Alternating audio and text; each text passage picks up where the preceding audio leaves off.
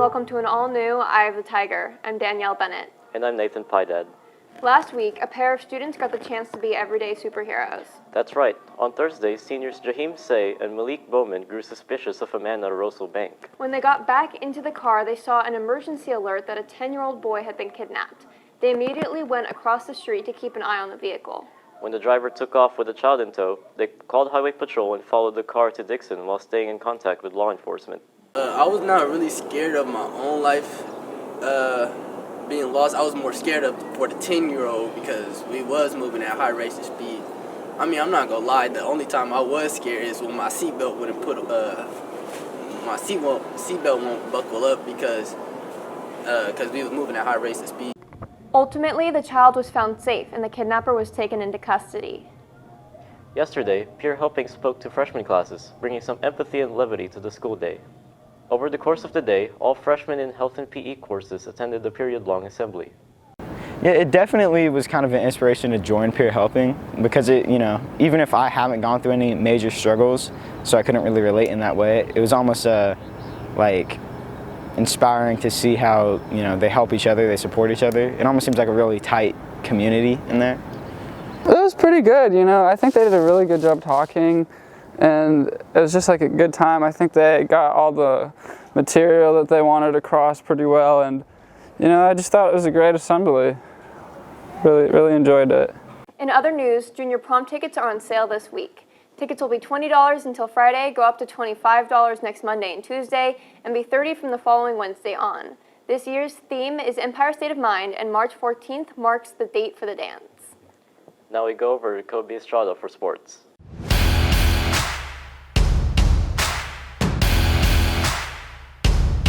Good morning and welcome to this Tuesday's edition of EOTSN. I'm Kobe Estrada. Last year, freshman Bryce Dahlberg underwent a life-saving procedure that kept him out of sports until the winter season. We go to Nathan Handling with more on the story. Last summer, freshman basketball player Bryce Dahlberg underwent a surgery that excavated and reshaped his chest in an effort to improve both his breathing and to prevent future health issues. Despite the intensive surgery, Dahlberg was able to bounce back in time for the basketball season. It felt uneasy a little bit. Like, if for a 3-hour surgery, it doesn't seem like much, but a lot of work was put into it. So I guess it could be pretty dangerous, but I trusted my surgeon. Teammate and friend Ethan LeBlue appreciated Dahlberg's perseverance throughout the season. Bryce was a really good teammate. It was really fun to play with him. He brought a lot of energy to the team, and he was just a great player, a great friend to be around. Bryce, after his surgery, began playing for Roseville's Frostsoft team and dealing with the struggles of what came as a side effect of his surgery. It felt like taking first steps as a child. I had to get my shot back. I had to raise my arms. I had to put power, which took me a while. Couldn't take outside shots for at least a week or two, but then again, once you get back to practice, it really helps. And in other sports news, yesterday the varsity softball team defeated the Whitney Wildcats, last year's Division I section champions, 8-2. And boys volleyball fell 3-0 to Jesuit last night. Today, boys golf has a league match against Wood Creek at Sierra View. And that's all on your home for Roseville High School sports, top plays, breakdowns, and more. Eye of the Tiger Sports Network, EOTSN. And now we go over to entertainment.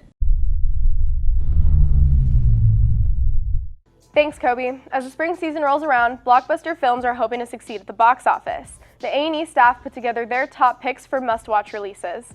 A Quiet Place Part 2, set to be released on March 20th, takes place shortly after the first film, where Evelyn, Reagan, Noah, and their newborn baby leave the farm they stayed at before. They seem to go to a city or urban area of some sort where they meet other survivors looking for safety with them. The previous movie left them about to be attacked by the monsters, and I'm excited to see how they transition over. A significant part of the trailer are the flashbacks from when the creatures first arrived and started their carnage, which looks very interesting and intense and definitely caught my attention. It seems that the monsters sort of came out of the blue and went straight into causing destruction, among any living thing that decides to make noise. Coming to theaters later this month is Disney's new live-action take on the cartoon classic movie Mulan. Disney has done multiple live-action remakes of the cartoon classic, so it isn't a surprise that the Princess Warrior is getting her own. Upon watching the trailer, there's a few key elements to the original storyline that are missing. The main difference is the change in antagonist. The original antagonist, Hayabusa, has been replaced by Xin Lang. Lang is a witch who can transform into a falcon. She'll be the new antagonist in the movie alongside Bori Khan. This change will cause a major shift in the plot. Having a new antagonist will create a similar but different storyline for the characters because Sheen Lang and Bori Khan will have a different motivation for fighting Mulan than Hayabusa did. The cinematography is absolutely amazing. Everything from the village to the mountains in the background and riding horseback. This will make for a strong movie cinematically. Let's just hope it holds up story-wise. Overall, I think this movie could go either way. Some may love the new take, but old fans may hate it. Personally, I'm looking forward to see what changes they made. For the full review, check out the latest print edition of Eye of the Tiger. And now we go back to news.